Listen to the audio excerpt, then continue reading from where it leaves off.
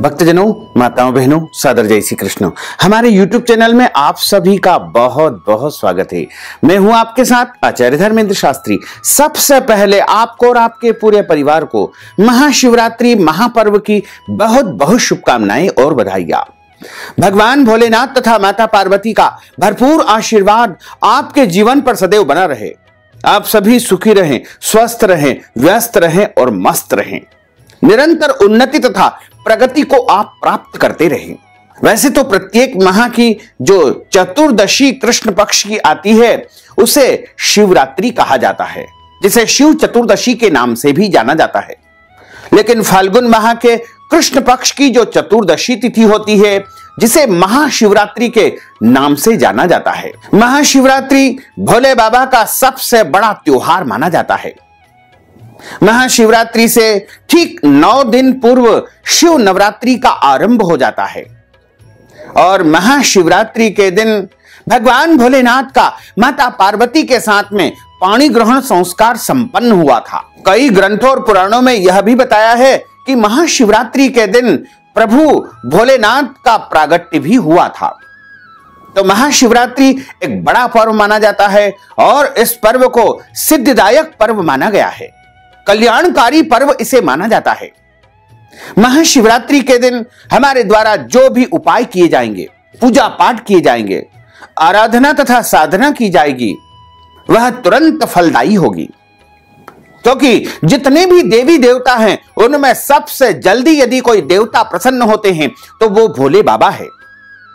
और भोले बाबा भक्तों की मन वांछित कामनाओं को शीघ्र ही पूर्ण करते हैं। और उनके द्वारा यदि आप मन इच्छित या मन वांछित वरदान प्राप्त करना चाहते हैं तो आपको महाशिवरात्रि के दिन पूरी श्रद्धा, भक्ति एवं निष्ठा के साथ में उनकी पूजा तथा आराधना करनी चाहिए। महाशिवरात्रि का जो महापर्व है इस बार 1 मार्च 2022 मंगलवार के दिन है। चतुर्दशी तिथि का आरंभ 1 मार्च को सुबह 3:10 से हो जाएगा, जो कि 2 मार्च को सुबह 10 बजे तक चतुर्दशी तिथि रहेगी। तो महाशिवरात्रि का जो महापर्व रहेगा, यानी उदय व्यापिनी जो महाशिवरात्रि रहेगी तथा रात्रि व्यापिनी जो निशीत काल व्यापिनी जो महाशिवरात्रि रहेगी, वो 1 मार्च 2022 मंगलवार के दिन ही रहेगी। और इस दिन सभी भक्तजन पूरे दिन व्रत रखेंगे, उपवास करेंगे। अपने अपने शरीर की क्षमता के अनुसार उनको व्रत तथा उपवास रखना चाहिए। वैसे तो महाशिवरात्रि का जो व्रत है वो निर्जला और निराहार किया जाता है। लेकिन यदि आप किसी कारणवश निर्जला निराहार नहीं रख सकते हैं तो आप फलाहार करके भी महाशिवरात्रि का व्रत रख सकते हैं। लेकिन प्रयास करना चाहिए कि दिन में आप फल और दूध से बनी वस्तुएं ले ले और रात्रि के समय जब भोले बाबा की पूजा अर्चना कर ले, उसके बाद आप अच्छी तरह से फलाहार कर लेवे। इस तरह आपको भोले बाबा की प्रसन्नता के लिए महाशिवरात्रि का व्रत 1 मार्च 2022 मंगलवार को रखना है।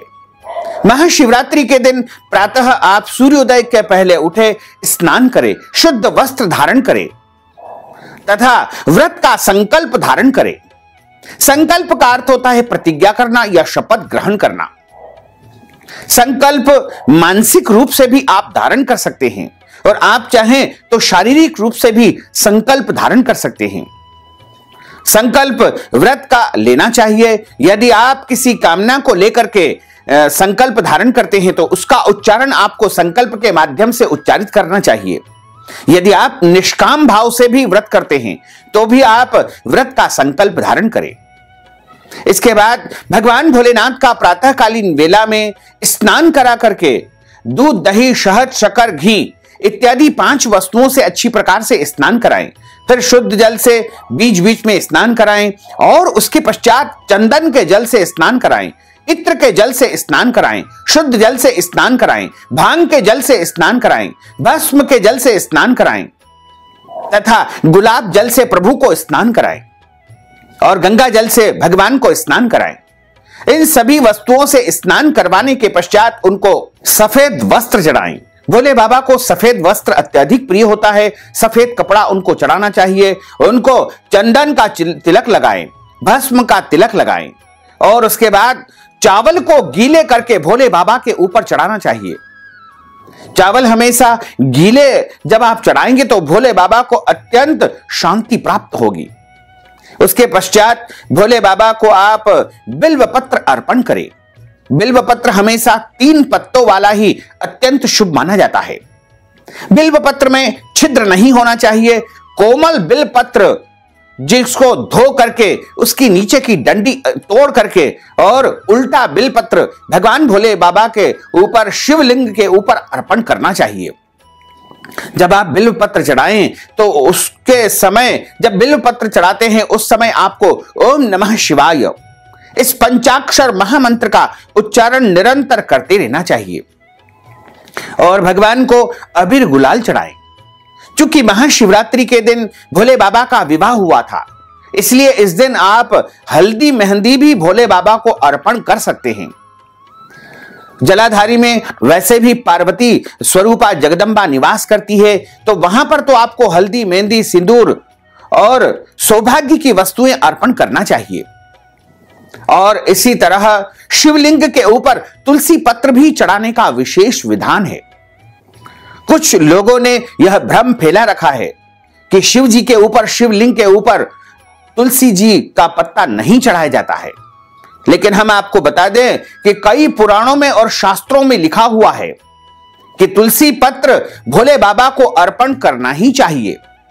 इसमें कोई दोष नहीं होता है, क्योंकि भोले बाबा भगवान विष्णु के परम भक्त है और तुलसी जी भगवान विष्णु जी को चढ़ती ही है। शिवस्य हृदयम विष्णु, विष्णुश्च हृदयम शिवः। जब शिव जी के हृदय में भगवान विष्णु निवास करते हैं तो विष्णु जी के निमित्त आपको तुलसी तो अर्पण करना ही होगी। तो तुलसी जी भगवान भोलेनाथ को आप अर्पण करें। इसके पश्चात धूप दीप दिखाएं और उनको नैवेद्यम लगाएं। दूध से बनी मिठाइयां प्रभु को अर्पण करें और जो भी फल या फलाहार संबंधी वस्तुएं हैं जो आपने लिए तैयार की है, उनका भी भोग प्रभु को लगाना चाहिए। जो भोग आप लगाते हैं उसके ऊपर बिल्व पत्र रख करके 3 बार जल घुमाएं तथा पान का बीड़ा चढ़ाएं। एक बात जरूर ध्यान रखें कि शिवरात्रि की जो पूजा होती है, महाशिवरात्रि की जो अर्चना होती है, उसमें पान अवश्य ही चढ़ाना चाहिए। वैसे तो भोले बाबा की कभी भी आप पूजा करें तो बिना पान के पूजा न करें, उनको पान अवश्य चढ़ाएं। लौंग, इलायची, सुपारी चढ़ाएं। इसी तरह श्रीफल, नारियल चढ़ाएं। भोले बाबा के सम्मुख नारियल आपको अखंड श्रीफल चढ़ाना है। नारियल को वहां तोड़ना या फोड़ना नहीं है, पूरा का पूरा नारियल आपको भगवान को अर्पण करना चाहिए। और उस नारियल को आप किसी भी मंदिर में बाद में दान कर सकते हैं, ब्राह्मण को भी दान कर सकते हैं। और ऋतु फल चढ़ाएं तथा भगवान की आरती उतारें। इस तरह आपको भोले बाबा का विशेष पूजन अर्चन करना चाहिए। महाशिवरात्रि के दिन आपको ध्यान रखना चाहिए कि अन्न का सेवन बिल्कुल न करें। इस दिन आप फलाहार करें और एक समय 2 समय जितना आपका शरीर साथ देता है उसी तरह आप फलाहार कर सकते हैं। तथा महाशिवरात्रि के दिन आप जो है 4 प्रहर की पूजा अवश्य करें। वैसे तो 4 प्रहर जो होते हैं वो रात्रिकालीन 4 प्रहर माने जाते हैं। जैसे 1 मार्च 2022 मंगलवार को महाशिवरात्रि है, पूरे दिन पूजन अर्चन करें और सूर्यास्त के पश्चात यानी पहला प्रहर शाम को 6:30 बजे से आरंभ होगा, जो कि रात्रि 9:30 पर पहला प्रहर समाप्त हो जाएगा। दूसरा प्रहर रात्रि 9:30 से आरंभ होकर के रात्रि 12:30 बजे तक रहेगा। उसके बाद तीसरा प्रहर रात्रि 12:30 से आरंभ होकर के अगले दिन की सुबह 3:30 बजे तक रहेगा।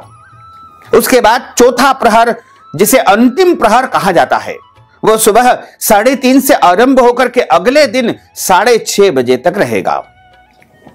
इन 4 प्रहरों में भगवान भोले बाबा की पूजा की जाती है, उनका अभिषेक किया जाता है, उनका श्रृंगार किया जाता है, उनको भोग लगाया जाता है, उनकी आरती उतारी जाती है। आप अपनी श्रद्धा, भक्ति और सामर्थ्य के अनुसार 4 प्रहर की पूजा भोले बाबा की यदि करेंगे तो आपकी मनवांछित समस्त इच्छाएं पूरी हो जाएगी। यानी आपकी जो जो भी कामनाएं होगी, जो जो भी मुरादें होगी, वो भोले बाबा अवश्य ही पूरी करेंगे। भोले बाबा भक्तों को अभय वरदान देते हैं। महाशिवरात्रि के दिन भोले बाबा अत्यधिक प्रसन्न अवस्था में रहते हैं। ऐसे में जो भी भक्त उनकी आराधना करेंगे या पूजा करेंगे, ओम नमः शिवाय का जाप करेंगे, या फिर उनको केवल जल मात्र भी यदि चढ़ा देंगे तो उनकी इच्छाएं पूर्ण कर देंगे। क्योंकि शिव जलधारा प्रिय, भगवान भोलेनाथ को जलधारा अत्यधिक प्रिय होती है। इसलिए कुछ न बन सके तो भोले बाबा को आप जल की एक धारा भी चढ़ा देंगे तो भोले बाबा उसे स्वीकार कर लेंगे। इसी तरह महाशिवरात्रि के दिन भांग चढ़ाई जाती है, जिसे विजिया कहा जाता है, भस्म चढ़ाई जाती है, और भोले बाबा की जो सबसे प्रिय वस्तु होती है वो होती है शमी पत्र, बिल्व पत्र, धतूरा, अकौवा, कनेर के पुष्प। लेकिन ध्यान रखें कि आप महाशिवरात्रि के दिन, चूंकि शिव चतुर्दशी रहती है और चतुर्दशी तिथि के दिन बिल्व पत्र तोड़ना वर्जित माना जाता है, तो इसलिए आप एक दिन पहले ही बिल्व पत्र तोड़ करके साफ सुथरा करके और धो करके तैयार कर लीजिएगा। यदि आप किसी कारणवश बिल्व पत्र नहीं तोड़ पाए हैं तो आप बाजार में जो बिल्व पत्र मिलते हैं उनको भी आप ला करके उपयोग कर सकते हैं। लेकिन स्वयं बिल्व वृक्ष से, यानी बिल के जो पेड़ होता है, उससे आपको बिल्व पत्र चतुर्दशी यानी महाशिवरात्रि के दिन नहीं तोड़ना चाहिए। यदि आप चाहें तो चढ़े हुए बिलपत्र, अन्य भक्तजन जो महादेव जी के मंदिर में शिवलिंग के ऊपर बिलपत्र चढ़ाते हैं, उनको उठा करके धो करके बार बार भोले बाबा को चढ़ा सकते हैं। इसी तरह बिल्व पत्र का चूर्ण भी भोले बाबा को आप अर्पण कर सकते हैं। साथ ही महाशिवरात्रि के दिन आपको झूठ नहीं बोलना चाहिए, क्रोध नहीं करना चाहिए, और कोई भी गलत या अनैतिक या पाप कर्म बिल्कुल नहीं करना चाहिए। क्योंकि महाशिवरात्रि के दिन जो भी कर्म आप करेंगे उसकी वृद्धि होगी। अच्छे कर्म करेंगे तो अच्छे की वृद्धि होगी, बुरे कर्म करेंगे तो बुराइयों की वृद्धि होगी। इसलिए आप उस दिन पूरी तरह से दृढ़ संकल्पित हो जाएं कि आज मैं कोई भी बुरा कर्म नहीं करूंगा, गलत काम नहीं करूंगा, पाप नहीं करूंगा, झूठ नहीं बोलूंगा, क्रोध नहीं करूंगा, बड़ों का या बुजुर्गों का अनादर अथवा अपमान बिल्कुल नहीं करूंगा। तथा महाशिवरात्रि के दिन दाढ़ी कटिंग बिल्कुल न करवाएं। शरीर के अंग के कोई भी बाल इस दिन न तो काटे नहीं कटवाएं। इस दिन नाखून भी नहीं काटना चाहिए। महाशिवरात्रि के दिन लहसुन, प्याज, मांस, मदिरा का उपयोग बिल्कुल नहीं करना चाहिए। मसूर की दाल महाशिवरात्रि के दिन बिल्कुल नहीं खाना चाहिए। महाशिवरात्रि के दिन एक खास बात है कि आपको काले कपड़े बिल्कुल नहीं पहनना चाहिए, क्योंकि काला रंग भोलेनाथ को जो है अच्छा नहीं लगता है। भोले बाबा का जो सबसे परम प्रिय जो रंग होता है वो होता है नीला रंग। इसके अलावा सफेद रंग भी उनको प्रिय है, पीला रंग भी प्रिय है, लाल वस्त्र भी प्रिय है, लेकिन काले रंग से आपको इस दिन बचना चाहिए। काले रंग का कोई भी कपड़ा आपको इस दिन बिल्कुल नहीं पहनना है। महाशिवरात्रि के दिन बाबा न जाने किस वेश में आपके घर आ जाए, तो यदि आपके घर कोई भी मांगने वाला याचक अथवा भिखारी आता है तो उसको खाली हाथ आपको नहीं लौटाना है। कुछ न कुछ अपनी श्रद्धा भक्ति के अनुसार आपको उसे दान पुण्य अवश्य ही करना चाहिए। और इसी तरह महाशिवरात्रि के दिन आपको जो है गौ सेवा भी करनी चाहिए। गौ माता की सेवा करने से समस्त देवी देवताओं की सेवा और पूजा हो जाती है। इसी तरह महाशिवरात्रि के दिन आपको नंदीगण यानी बैल की भी सेवा करनी चाहिए। और महाशिवरात्रि के दिन आपको यदि आपके घर परिवार में किसी तरह से कोई जन्म अथवा मृत्यु का सूतक लग जाता है तो ऐसी अवस्था में भी आप व्रत तो कर सकते हैं, लेकिन पूजन पाठ नहीं कर सकते हैं। व्रत के सभी नियमों का भी आप पालन कर सकते हैं। माताएं बहनें मासिक धर्म या पीरियड की अवस्था में महाशिवरात्रि के दिन यदि अचानक आ जाती है तो ऐसी अवस्था में व्रत भी करे और व्रत के सभी नियमों का भी पालन करे, लेकिन भगवान का स्पर्श और पूजन अर्चन उनको नहीं करना चाहिए। महाशिवरात्रि के दिन यदि आप व्रत करते हैं और कोई बीमारी है, आपको दवाई इत्यादि लेना है, तो आप दवाई ले सकते हैं। दवाई लेने में किसी भी प्रकार का कोई दोष नहीं होता है। इसी तरह महाशिवरात्रि के दिन यदि आप भोले बाबा की प्रिय वस्तु, जो कि यदि आप खा लेंगे तो निश्चित तौर से भोले बाबा की आपके ऊपर कृपा बरसेगी और पूरे साल आपके घर में धन दौलत वैभव की कोई कमी नहीं आएगी। भोले बाबा की सबसे परम प्रिय वस्तु होती है बिल्व पत्र, और बिल्व पत्र का जो फल होता है जिसे हम बिल्व फल कहते हैं, बेल फल भी जिसे कहा जाता है, बिल्व फल जिसे बिल्ला भी कहा जाता है, और बिल्व फल यदि आप महाशिवरात्रि के दिन या रात्रि में खाएंगे, भोले बाबा को चढ़ाने के बाद प्रसाद रूप में स्वयं ग्रहण करेंगे, तो आप निश्चित मानिएगा कि भोले बाबा की अपार कृपा आपके जीवन पर बरसेगी और पूरे साल आपके घर में धन दौलत वैभव की कोई कमी नहीं आएगी। क्योंकि बिल्व पत्र का जो फल होता है, जिसे बेल फल या बिल्व फल कहा जाता है, उसमें साक्षात लक्ष्मी निवास करती है और लक्ष्मी प्राप्ति के लिए बिल्व फल से हवन भी किया जाता है। लेकिन यदि आप महाशिवरात्रि की रात्रि में या दिन में भगवान को बिल्व फल चढ़ाने के पश्चात उस फल को थोड़ा सा भी यदि खा लेंगे, तो भोले बाबा अत्यधिक प्रसन्न हो जाएंगे और आपके घर में धन दौलत वैभव सुख शांति समृद्धि से भरपूर कर देंगे।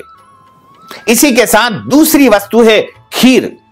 यदि आप व्रत करते हैं तो आप फलाहारी खीर बना करके उसका भोग भोले बाबा को लगाएं और भोग लगा करके प्रसाद रूप में स्वयं उस खीर को ग्रहण करें, क्योंकि खीर भगवान भोलेनाथ को अत्यधिक प्रिय है और खीर माता महालक्ष्मी को भी अत्यधिक प्रिय है। ऐसे में यदि आप महाशिवरात्रि के दिन या रात्रि में खीर का भोग लगा करके स्वयं प्रसाद रूप में ग्रहण करेंगे, खाएंगे, तो आप निश्चित मानिएगा कि भोले बाबा की अपार कृपा आपके जीवन पर सदैव बनी रहेगी और आपके घर में रुपये पैसों की धन दौलत की कोई कमी नहीं आएगी और आपके घर में सुख शांति समृद्धि का वास बना रहेगा। इसी तरह महाशिवरात्रि का जो भक्तजन व्रत करते हैं, उनको महाशिवरात्रि के दिन ब्राह्मण को बुला करके रुद्राभिषेक भी करवाना चाहिए और यदि ब्राह्मण नहीं मिलते हैं तो स्वयं भी पंचामृत से भगवान का स्नान कराने के पश्चात रुद्राभिषेक अपने घर में कर सकते हैं। दूध की धारा लगाते हुए पंचाक्षर मंत्र ओम नमः शिवाय का आप जाप करते रहेंगे तो भी रुद्राभिषेक का ही आपको पुण्य फल प्राप्त होगा। इसी तरह महाशिवरात्रि के दिन अथवा रात्रि में भगवान भोलेनाथ का विवाह भी आप संपन्न कर सकते हैं, क्योंकि इस दिन भोले बाबा का माता पार्वती के साथ में विवाह संपन्न हुआ था। तो भोलेनाथ का विवाह उत्सव भी इस दिन आपको धूमधाम से मनाना चाहिए। मध्य प्रदेश के उज्जैन यानी अवंतिका में बाबा महाकाल के मंदिर में महाशिवरात्रि से पहले 9 दिन पूर्व ही शिव नवरात्रि का आरंभ हो जाता है और भगवान को इस दिन अनेक प्रकार के श्रृंगार किए जाते हैं और भोले बाबा का विशेष श्रृंगार किया जाता है और 9 दिनों तक बाबा महाकाल का धूमधाम से विवाह उत्सव बनाया जाता है तथा महाशिवरात्रि के दिन उनका विशेष पूजन अर्चन किया जाता है और धूमधाम से महाशिवरात्रि का महापर्व मनाया जाता है। और इस अवसर पर भोले बाबा को केवल वर्ष में एक बार हल्दी भी चढ़ाई जाती है, क्योंकि महाशिवरात्रि के दिन भोले बाबा का माता पार्वती के साथ विवाह संपन्न हुआ था। तो भोले बाबा दूल्हे बनते हैं और जब दूल्हे बनते हैं तो दूल्हे को हल्दी हम सभी लगाते हैं। इसी तरह भोले बाबा को महाशिवरात्रि के महापर्व पर हल्दी भी चढ़ाई जाती है और इस समय हल्दी चढ़ाने से सौभाग्य की वृद्धि होती है।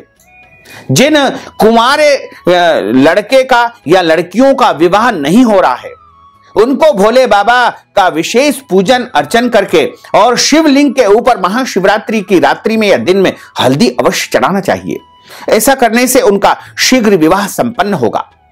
और उनकी मनवांछित कामनाएं अवश्य ही पूर्ण हो जाएगी। तो भक्तजनों, माताओं, बहनों, अगर आप महाशिवरात्रि के निमित्त रुद्राभिषेक करवाना चाहते हैं, या फिर आप शिवार्चन करवाना चाहते हैं, या महाशिवरात्रि के निमित्त महामृत्युंजय मंत्र का जाप करवाना चाहते हैं, या आप पार्थिवेश्वर पूजन करवाना चाहते हैं, या फिर महाशिवरात्रि के निमित्त कोई भी पूजन अर्चन अथवा अनुष्ठान यदि आप हमारे माध्यम से करवाना चाहते हैं, तो आप अपना नाम तथा गोत्र हमें भेज दीजिएगा और इसके निमित्त नगद धनराशि हमारे पेटीएम के माध्यम से, गूगल पे के माध्यम से, फोन पे के माध्यम से या अकाउंट नंबर के माध्यम से भेज करके महाशिवरात्रि का संपूर्ण पुण्यफल अवश्य प्राप्त कर लीजिएगा। साथ ही आपसे अनुरोध है कि हमारे इस ज्ञानवर्धक वीडियो को अधिक से अधिक लोगों को शेयर करिएगा, लाइक करिएगा, कमेंट करिएगा, और यदि अभी तक आपने सब्सक्राइब नहीं किया तो अभी और इसी समय सब्सक्राइब अवश्य कर लीजिए। आपको और आपके पूरे परिवार को सादर जय श्री कृष्ण, सादर धन्यवाद।